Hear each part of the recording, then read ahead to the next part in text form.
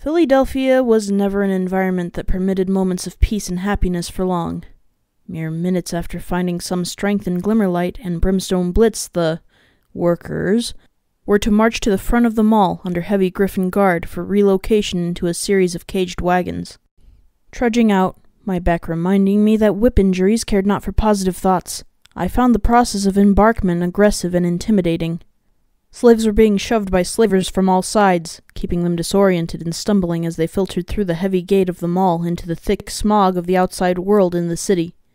Many choked immediately from the nearby copper refinery blowing its foul wastes down the streets, or from the rank smells emanating from those ever-present caged pits dug down into old cellars and mines.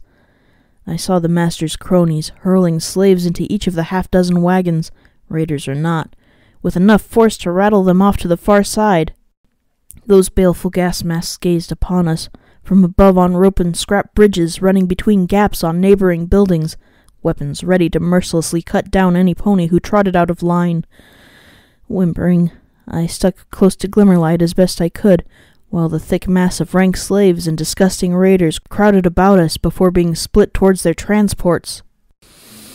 My turn came and went about as smoothly as I could have hoped. The same slaver who had directed me to the refinery chuckled as he found me on his wagon. He tossed me to his comrade. The shoving was about as demeaning and embarrassing, my yelping may have had something to do with that, as it could be before a magical throw hurled me inside the wagon to slam on the hard straw-ridden metal floor. Curling in the corner out of sheer protective habit, the only real consolation was that Glimmer and Brimstone were brought onto the same wagon. The guards didn't even try touching him, as his huge weight caused the wagon to rock on the suspension by merely stepping inside. That, and making the 4 slaves test to pull it groan audibly, mostly asking why he wasn't pulling. Even as the cage door was slammed shut after a dozen more slaves were crammed in, I didn't move. Nothing could help my mind worrying on all the twisted fates I was in for. Stables were legendary for how messed up they could get. I wanted to just run away, hide and go back to Wicked Slit and beg to be allowed to just pull carts again. "Just stay with us. We'll try and keep you safe." Glimmerlight's voice was shaky. The harsh loading sequence and imminent stable invasion had to be affecting her as well. The mere fact that she had added "try" said it all. Zombie ponies seemed little in comparison to the past that had ended the world with its horrors. Settling down, I tried to calm myself, to remind myself to breathe. Just breathe, and look around.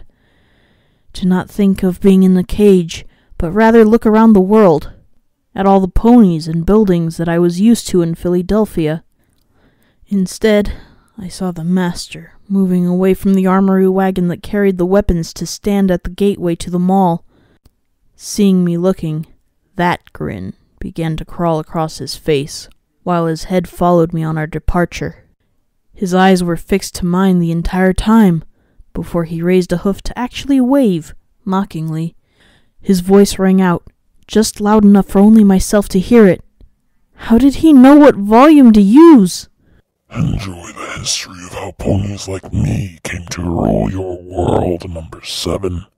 Just think of all the skeletons you'll get to meet." Moments later, Glimmerlight began her efforts to understand and help me after I had collapsed into a blubbering heap at her hooves.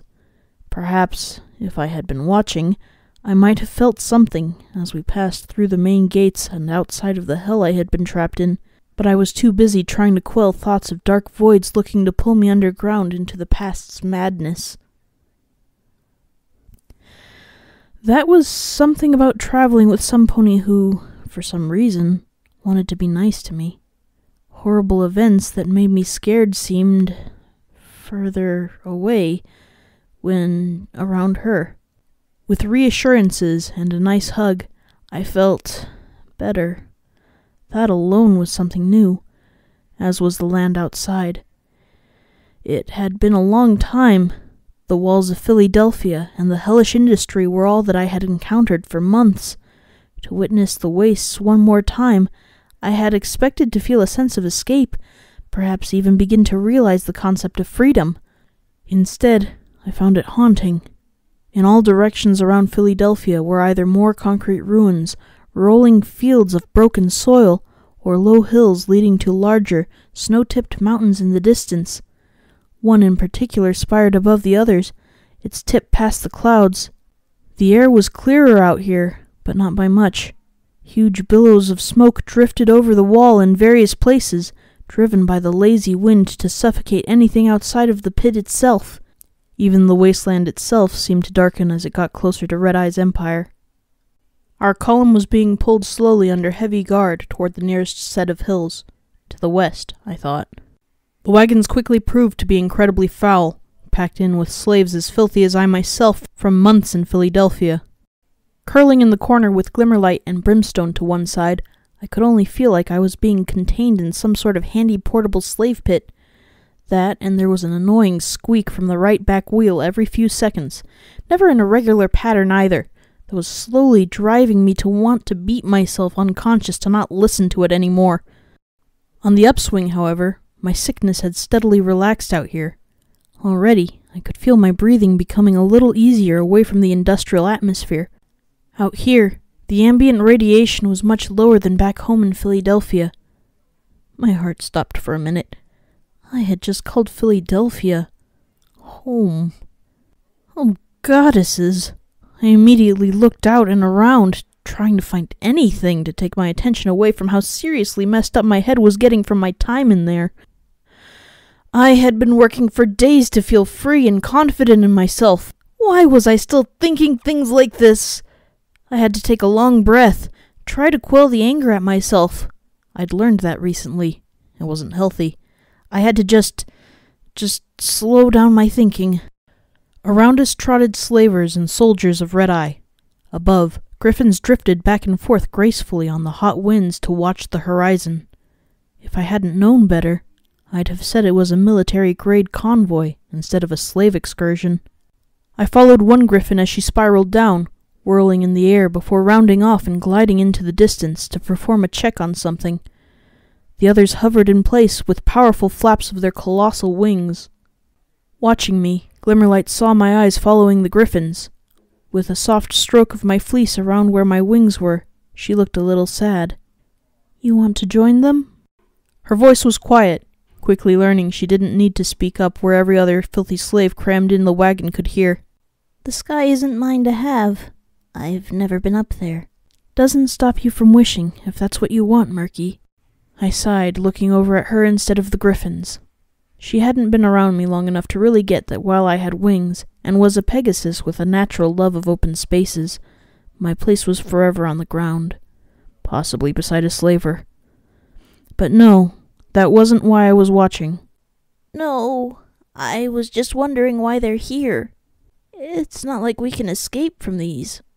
Glimmerlight's eyes moved away from me to glance at the griffins. Each carried a gigantic long rifle, undoubtedly the anti-machine rifles I had often seen. She smiled a little wistfully. "Because they know who would kick their collective flanks if they didn't bring adequate countermeasures. The Steel Rangers operate in this area pretty heavily. If Red Eye has found a stable, they'll know too. Stern wants to deter them with enough force that even their power armor couldn't handle. I'll bet they've got matrix disruption grenades too." Combat knowledge wasn't my area.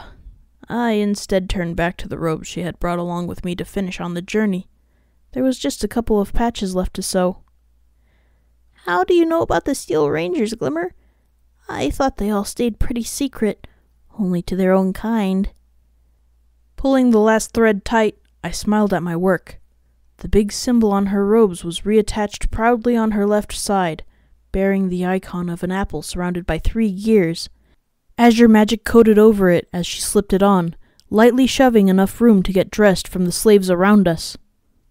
"Because, Murky..." Shaking her mane out of the collar, Glimmerlight trotted side to side a couple of times to work in the red robes. "You're looking at one." I wasn't the only slave who stared disbelievingly. Some of the other dirty masses raised their heads from trying to rest. Many clearly knew already, and showed no surprise, while the newer arrivals, like me, seemed to half expect her to magically summon a huge suit of armor. Glimmerlight was a Steel Ranger? But But they were supposed to be all stern and focused, not whimsical and casual like her. That said, I did remember that one look of a weathered warrior in her eyes from that time before. You're a paladin of the Steel Rangers? Glimmerlight laughed, shaking her head. No, Murky, I wish. I was just an apprentice when I left home to get away from how stuffy things were. Not my kind of scene. Far too much staying inside with strict limitations on every facet of your life, like social clauses against who you could and couldn't hang out with, drink with, or take to bed. I lived in the Ranger stronghold at Buckling Cross. My folks still help guard there. Mother's a paladin and father is a scribe. Each wanted me to go into their professions. One of the other slaves piped up, his voice implying a clear disbelief. Bullshit! I heard unicorns couldn't wear the armor. Their horns don't fit in the helmet. Glimmer merely smiled at him, but still resumed talking to me as I kept shifting from the unsteady wagon. The speaker earned himself a harsh glance from Brimstone. Thankfully, he didn't decide to kick off. We can't. But if I'd traveled the path of the warrior under my mother, I'd have become a knight, skilled in combat magic, healing, and battlefield repair of the paladin armor. We'd support their advances, and if needs be, provide a little magic cover for them. We only wear lighter metal plates and armor, nothing powered. Scribes, meanwhile, well, every pony knows them. Sit around, research stuff, get to build cool shit from the past. Both paths had their temptations, you know? I stretched, standing up and trying to find room amongst the cramped slaves in the wagon. Most were just ignoring our conversation now, seemingly worried more about their own selves, or just not wanting to attract attention from Brimstone. The massive earth pony still sat silently at the side of the wagon, where he simply watched any pony for signs of trouble. The raiders, I had noticed, were being kept in a separate wagon, away from him. So, which path did you take? My own. Folks weren't too happy about me leaving, but one night I just told them to their faces that being in the Rangers wasn't allowing me to see all I wanted to see, that I could learn more and come back to them someday with what I had gathered. Caused a bit of an uproar, really. In the past, I had been dragged away from my mother against my will. Glimmerlight had chosen to leave hers for a better life. Immediately, I couldn't decide if I could have done the same, if it would have let me escape. All I knew is that my mother would have wanted it, but hearing it from Glimmer, through all her smiles, I couldn't help but feel sorry for her parents. They wouldn't know what had happened to her, that their daughter was now in the thrall of Red-Eye. That thought bit hard, especially if they had parted on low moods. Did they hate you for it? My voice was shaky, trying not to step on any emotional landmines. At first, yeah, but they were a little more progressive than most of the elders. They said that if I could bring something incredible back, then it could all be spun as some big quest to help the Order. But the elders, they put out motions for me to be regarded as a traitor unless I returned. An ultimatum, you might say. Said to break the ways of isolation and preservation was to break the chains that bound us to the great cause. A little element of kinship lit in my heart for her. Glimmerlight had sought to escape a life not chosen by herself, just as I had. Instead, through cruel happenstance, she had been enslaved. Did no pony say otherwise? Realize it was wrong? Much to my surprise, Glimmerlight did not reply immediately. For once, she seemed to be at a loss for words as she turned away from me and stared in the direction of Manhattan. Eventually she spoke, as though having to think long and hard to find the proper words. There was one. I would have followed him if I knew where to find him. Still would. Take his lead, his ideals, at least for a while. But the Rangers just don't think that way anymore. Now they only care about technology, anything they can get to hoard away, just like they tried to hoard my skills and my life away as just another one of them. knowledge and ponies. They both deserve to be free. That's what he believed. Who was he? Some pony very special, Murky. She hoofed the symbol on her robes lightly and longingly, or more particularly, the apple. The one ranger I know of who hasn't forgotten what we're meant to stand for. My mouth opened, the question of who and why, along with a dozen other thoughts, prepared to come out. I felt a huge hoof nudge my side. Turning, I found Brimstone looking down at me, lightly shaking his head. This entire business of being friendly and helping one another was entirely new to me. I did not know what it was called, or what Glimmerlight truly was, but at least for now, I understood that there were always limits. As I pulled my journal out to draw instead, I reflected that at least Brimstone had also showed he cared by just gently reminding me. Glimmerlight didn't cease looking out into the wastes for a few minutes, before giggling to herself and sitting down. But I knew, more than any pony in the world, how to look past the smile and recognize the look of some pony realizing they were trapped away from the ones they longed to be with. Oh, fudge! Muttering to myself, I bent a hoof across my drawing and tried my best to smudge out the line that had gone astray when the wagon lurched on a rock. The last half hour I had spent with my head down just drawing something I wanted, because why not? It was not like my life needed any more horror or emotional turmoil, so I had settled on drawing something pleasing. Glimmerlight and Brimstone had chatted quietly, or rather, she had chatted and Brimstone had given gruff answers and sardonic quips while filling her in. He stuck to the important events as he spoke. Wait, you kidding, Brim? He's seriously never said fuck before? Well, mostly important. Drawing kept my mind off of what was approaching anyway. With my back to the hills, I couldn't see the great rock face approaching that was casting a shadow over the entire convoy. I couldn't see the little glint of metal on the hillside that indicated our destination. I willed myself to just draw and not think. Draw and not think of the past. Glimmerlight had helped give me the courage to look on the past and not despair for everything. But, the stable. No, I had to just keep drawing and ignore it. That place was future Murky No. 7's problem to deal with. I could just concentrate on the lovely lines in charcoal and relax. Yes, I felt the fear back down and diminish in the back of my mind. Sighing as I held the journal back up on my front hooves, I maintained sketching away so intently I didn't even see Brimstone loom over my shoulder and cast a glance at my drawing.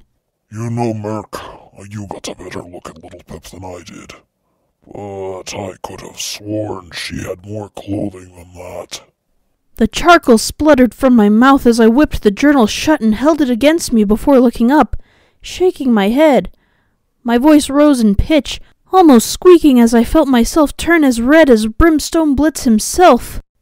I just haven't added it yet! He let a low grin fill his face as he leaned back and stared at the hillside. Sure, buddy.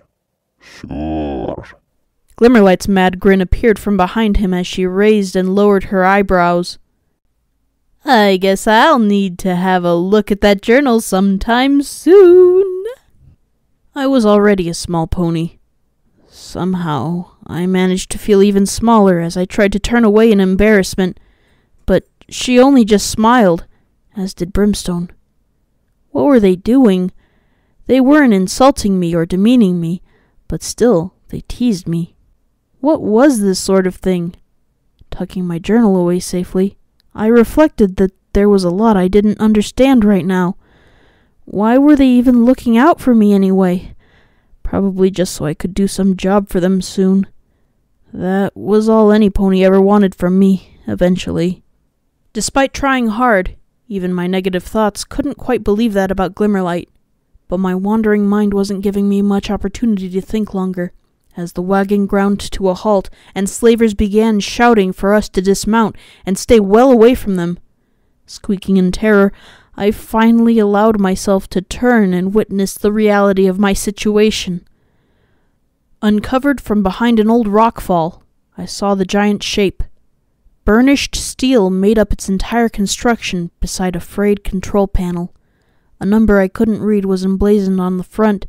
A huge door, gear-shaped and already rolled to the side, revealed a thick blackness beyond, one that my eyes couldn't adjust to through the bright red haze of the valley around me. Thrown out of the wagon while looking, my gaze never once left it.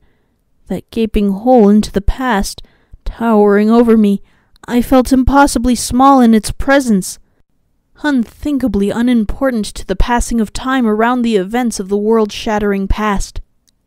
Gather round! Stable excursion starts in 10. Get geared up, pumped up, and let's do this!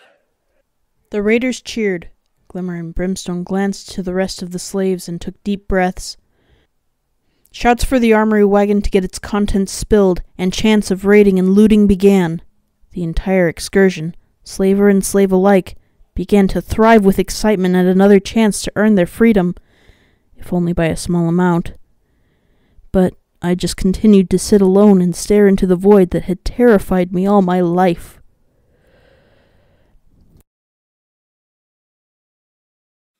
Stay back! Get into your lines and wait for your kit. Then stay against the walls. Step one hoof out of line, and you will be shot down on the spot. The Griffins were not taking any chances when it came to handing the slaves weaponry. As they explained, we would be given unloaded weaponry one by one from the armory wagon that had been pulled up behind us under heavy guard.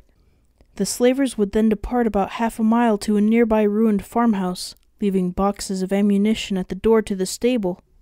Griffins would cover us all from above, about 3 dozen slaves, while we armed up and headed in. Any resistance would be met with a barrage of heavy weaponry that the rusty old things we were being given wouldn't have a hope against. The bombardment was safe in the knowledge that no other slavers were in the area. Very quickly, I began realizing how that barrage would include me, regardless of my own actions.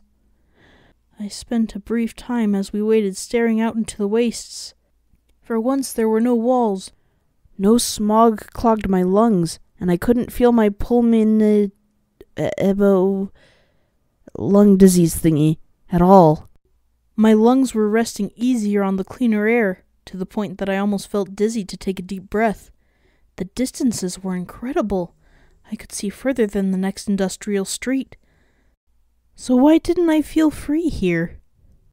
The answer came to me rather simply. Because I wasn't. No matter what I thought, I was still property of the master, protege, and of course Red-Eye. A quick glance at my flank revealed the gnashing shackles that were still there, still signifying that even here, outside the wall, I was just a slave on a mission. The raiders apparently had weapons well known to them, drawn from Protege's armory that was mostly made up of weapons confiscated from them after their being dragged into Philadelphia. Apparently, his theory, as Glimmerlight explained, was that they would fight better and be better controlled in higher moods while in possession of their own kit. I saw brutal mouth knives, spiked hoof caps, auto axes I hoped for door busting, rusty revolvers and pistols, and even a few long rifles used by the unicorns. Much to my surprise, there were even a few magical energy weapons amongst the handouts from the armored wagon. Shivering, I tried to hide behind Brimstone as I saw raiders gesture my way with the knives, mimicking a wing slice before laughing amongst themselves. My mind was beginning to work in overdrive about Barb in such a dark area. His presence removed all comfort of me finding a hidden little spot and just waiting it all out. To distract myself, I tried to concentrate on the armory wagon and the process involved. Who knew? Perhaps I'd get a battle saddle in my size. A very odd stallion indeed was acting as the arms master. An old dark gray earth pony with a straggly brown mane and sunken eyes was grumbling and muttering cynically as he dragged weaponry from the wagon. He sported a missing eye and seemed to scowl about as much as he took shots from an old glass of alcohol. He left it sitting on the weapon bench he had lugged all the way over here for running repairs. His accent was beyond my knowledge by at least several regions. missing words and occasionally breaking into a harsh dialect that sounded like it had been designed exclusively to swear in. That is, I could only assume the words were curses. They sure sounded like it. Brimstone and Glimmerlight were clearly headed to be served by the strange armory slaver, with the big warlord moving up first to receive a chosen weapon. Governor Brimstone Blitz, it's brave of you to request weapon from me after state you leave poor gun last time. With just a shrug, Brimstone motioned to the raiders. They got rowdy. Needed calming down. I'm not their leader anymore. Doesn't mean I have to let them get frenzied on the others when they go unsupervised. Your gun was a nice beating implement, Molson. Brimstone's clearly deliberate grin only made Mosin bristle, idly take a swig of alcohol without ever breaking eye contact, and tap Brimstone's chest with a hoof. You break every gun I give. I give you pistol, you smash it over head.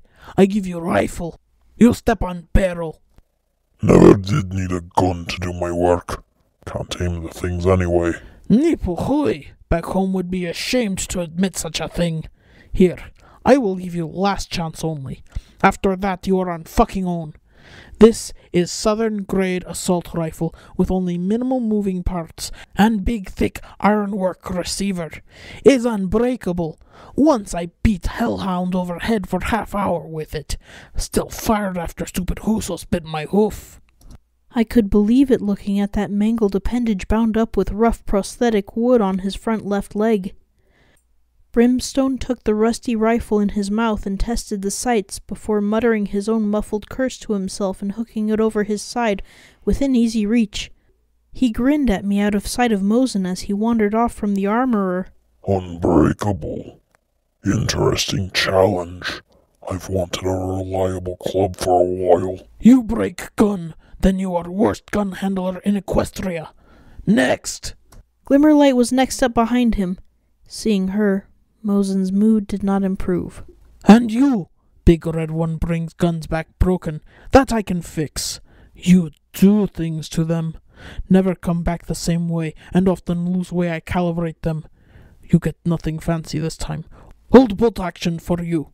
He tossed a very long wooden rifle to Glimmer, who caught it mid-throw with her telekinesis before bringing it closer and immediately examining it under an obviously expert scrutiny. Chuckling, Mosin tapped the weapon and outright laughed.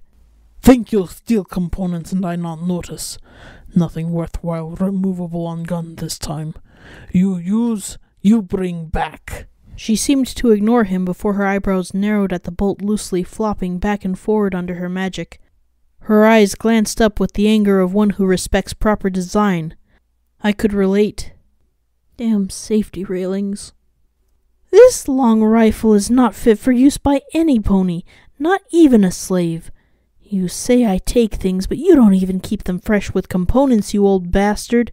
This rifle doesn't even have a safety. The earth pony rounded on her, a look of confusion on his face as he looked not at the rifle, but at her, and bellowed in mirth. Safety! It's not safe. It's gone. Both he and the raiders bellowed with laughter as he shoved Glimmerlight aside and screamed for the next one in queue. Recovering quickly, she huffed and stomped off toward Brimstone. Watching them, I didn't even notice I was next before I felt the slave behind me bellow in my ear and shove me forward. Stumbling, I fell right into and bounced off of Mosin before he eyed me up, down, with a great degree of curiosity and began laughing. They must be desperate, sending fool to fight in stable. Tell me, little colt, or filly, not sure which. You handle weapons? What the hell? It was worth a shot. I'd like a battle saddle. I know about them. Both Mosin and the other slaves bellowed with laughter as I felt his freaky wooden hoof slap me over the back of my head rather painfully. Whining from the strike, it occurred to me he was just slapping out of humor, albeit very strongly. Oh, you are very ambitious, buck, you are. My colleague back at Mall, he would like you. Flamboyant idiot with no sense of proper practical weaponry. Always wants bigger things and enjoys kitting slaves out with perfectly fitting and fancy firearms. I keep him locked in armory cleaning since he tried to attach sniper scope to flamethrower. No, you get this. Pistol befitting your size and age. He tossed me a BB pistol. That accent intimidated me. The prosthetic hoof freaked me out, and the attention of a couple dozen slaves laughing and making jokes at my expense was one thing. But come on, this was ridiculous. But sir, Mr. Mosen, I am called. Mr. Mosen, I can't fight crazy robots or monsters with that. I'm not that young. I'm just small. Could have fooled me. You get toy gun, and you will enjoy it until you are big enough to have Stallion's gun. Next! At least he hadn't bucked me away from him like every pony else in Philadelphia did once they were done with me. I picked up the pitiful weapon in my mouth. How unrefined. No saddles, really? And wandered sadly back to Brimstone and Glimmerlight, feeling my chances of survival plummeting rapidly. Perhaps I could crawl inside a ventilation duct near the entrance and hide. Just wait till it was all over. Stables had ducts, right? My memory quickly began to remember clambering inside the drain on my escape, before being bitten and chased by radroaches. Rapidly, the idea of being stuck in a cramped little area began to fade as a very safe one. My eyes fell upon the thick blackness behind the great circular gate. Cramped little area was describing the entire place I was about to go into. Even as the wagon circled off and descended the track again to leave behind the ammunition, I just hid behind a rock until all the raiders were done picking out their required supplies. Glimmerlight kindly levitated the box of BBs across to me. Don't worry, Murky. Just keep your head down and we'll keep you safe, all right? Chances are there won't be anything those raiders can't handle, I'm hoping. Now, let's get you some ammo and... shit. Inside the box there was absolutely nothing but a small note. I didn't even need to be able to read the writing as I saw the crude drawing of a shadowy raider winking at me. Suddenly I became very glad that we had time before we went in. I'd need it to stop shaking and recover. But amidst tears, fear, and failed attempts at reassurance, I could not fight the inevitability that I would have to go. The Griffins had promised to shoot any slave who did not do the work. The raiders were first. Screaming war cries, they haphazardly charged into the great stable door, disappearing into the darkness completely. Their bellowing became muffled and then strangely silent as they went further inside. Other slaves followed in small groups, nervously moving inside at a slower, more cautious pace. I saw Barb hang around, wink, and smile at me, and then creep inside himself. His dull colors led him to vanish from view almost immediately, leaving just the three of us, or rather, just me, as Glimmerlight and Brimstone attempted to help nudge me along by going first. I was alone. Certain death behind me, and the horrible past of Equestria before me. I was still crying as I gulped, shakily stepped forward, and moved into the darkness of times long gone. Gray.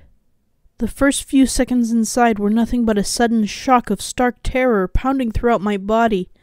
The stories had been right. All that was inside was a thick and horrifying darkness. It surrounded me, suffocating. If I hadn't been too scared to make a sound in the cloying dark, I would have screamed. But quickly my eyes began to adjust to the darkness. Feeling weak, gasping for air in the musty atmosphere of a place long sealed away, I tried to stay calm. It wasn't working. I had experienced small hidden holes all my life, crawled through ducts, and even went into an underground bunker just a small portion of a day ago. But that was all temporary, and I knew it was still near ground level. I had always known what lay just outside of whatever hole I'd crawled into. My place had been decided, an eternal place by my master's side. This was different.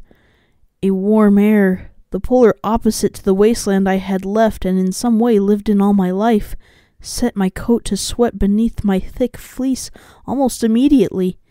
Even before details began to form in my vision, I could smell things rotting and dusty, chemical and utterly alien. Any small surface I could glimpse was that same gunmetal gray. Every railing, wall, control panel, just gray. My ears found a whole new range of sounds to pick up, from dull electronic humming, crackling static, and sparking magical flares from control panels on each wall somewhere. If it weren't for the dead blackness, I might have mistaken it for still being fully functional. My hooves, so used to debris and unsteady surfaces, felt unsure on the smooth metal panels below me, and though I valued an ability to see well in the dark to escape bigger ponies, even my eyesight felt dulled to the point I could see very little in even this entrance hallway. Wires hung from the ceiling through vents that had corroded apart over the long years like cobwebs. Or were they cobwebs? I couldn't tell. A whole new level of panic overtook me. My legs froze on the spot as the feeling of wandering into the failed past hit home. What was it like to live here? For that huge door to seal shut and forever trap you in the servitude of survival in a small home like this. To never see the sky, even if covered in clouds. To have nothing to shoot for. To escape from. To forever be bound to one little place for your entire life. The thought sent shivers down every nerve I owned, as for the first time I realized why little Pip, the stable dweller, had fought so hard for her freedom. She knew what it was like to be trapped. That sense of entrapment must have been what drove her to escape from being like a trapped bird. Very quickly, panic began to set in, and I imagined the door shutting behind me, of it rolling down from that great hinge and marking a new level of confinement for my life, that if I went any further, this stable would just swallow me whole into an inescapable prison. Echoes of murderous cries echoed in the air between corridors, as the raiders whooped and stormed down every one of the corridors. 3 ways seemed to direct out of the entrance and its raised stair sections. The crashing and rattling of metal mixed with the sound of thick glass being pounded and beaten upon when 5 of them began tearing into the booth on the right-hand side. The remainder began rushing, pushing other slaves out of the way as the group fought for space and purchase in this cramped entrance hallway. Ponies ran every side of me, knocking me against the railings. I couldn't see, and I felt wires brushing like scratching tentacles against my mane. There wasn't any space. My vision finally began to adjust even as we were swept up in the madness of the stable raid. With no chance to investigate the area properly, I was knocked around, dragged with the crowd into the cramped metal rooms, and pulled inexorably deeper into the past. I saw the colossal gears on the room from the interior side of the great door above me, coated in rust and grease, disappear as I was forced to keep up or be run down. A raider shoved me to the side into a hard metal wall, knocking my skull and dizzying me to the point I lost track of which way I was going. Harsh metal steps and walls surrounded me on all sides. Solid roofs and floors of the exact same panel design led my sense of direction to disappear amongst a whirlwind of activity of everyone trying to find the best loot. A dark metal nightmare where I could do nothing but collapse to the ground and scream and shout and beg for them to stop and try to find somewhere to hide and what? Think? If I thought about all this being some pony's home in the past... A mouth bit into my fleece and pulled me from the chaos into a side corridor. Light blue illumination led me to screw my eyes shut after becoming accustomed to the thick darkness until, mercifully, I found the source to be Glimmerlight's horn. Brimstone Blitz had pulled me from the rush of slaves moving into the main areas of the stable. "They're going to set off every trap and unsafe area in this entire place at that rate," muttered Glimmer as she stared down the thin side corridor that the main rush had utterly ignored. "Like I said, stick with us. We'll lay low and go for the repair bays. Always some good stuff in there and usually much less dangerous than the primary atrium and living areas." I shrank against the wall. seeking solace in the cold metal to give me something solid to anchor on. Yet it throbbed under the surface with a subtle power that quickly led me to stick closer to Glimmerlight instead. Was this place alive? More and more, I was getting the impression that stables were entirely aware of those ponies hidden within them, or those intruding upon the relics they had steadfastly protected for centuries. Murky? You all right? Everything just felt wrong here. Something had ruined this place. All those rocks outside. Why had they covered the entrance? The door had been locked open. Why? Hey, Murky. I didn't want to know. I'd been dragged through the stable since I had wandered in. Had I traveled straight? Did they pull me around a corner? Which way was back to the door? This was too much. Murky! Just too much. I dropped against the floor, curling up as I numbly felt some pony, Glimmer, shaking me and calling my name. But I didn't want to face it anymore. I just wanted to close my eyes and pretend none of it existed. I couldn't see. I couldn't hear over it all. Every sight and smell down here was unreal and born out of the past I feared. I wanted out, now. Amongst the clacking of hooves on metal doors, screaming raiders, and crashing sounds of mad looting, I just fell into my most basic reaction and cried. Even while I felt Glimmerlight's hoofs stroking my mane and trying to help, I just curled up tighter. We're here, Murky. I just shuddered. Too much. Just too much.